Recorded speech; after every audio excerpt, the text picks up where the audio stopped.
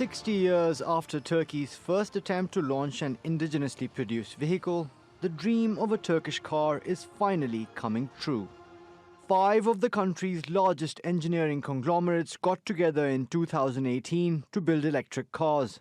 On Friday, President Recep Tayyip Erdogan took a test drive in the first prototype. We're not competing for the past or today's technology. We're heading towards the technology of the future by making Turkey's indigenous car electrically powered. With this project's design, battery and recharging stations, we're preparing our country for the future. The cars are expected to be available for purchase by 2022. The batteries, as well as all other technology in these vehicles, has been developed in Turkey. They'll be produced at a factory being constructed here on the outskirts of Istanbul.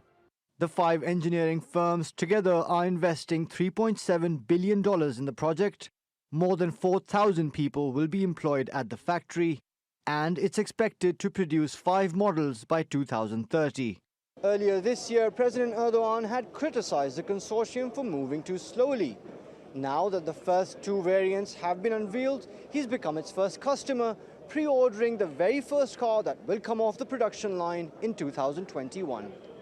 Once the plant is fully operational, it's expected to produce up to 175,000 cars each year. But we're not manufacturing cars for our needs alone. We're looking forward to establishing a global brand. We'll reach our goal when we see these cars on all the roads of the world, starting from the nearest markets like Europe. The government has set aside nearly $200 million for further research and development in the industry.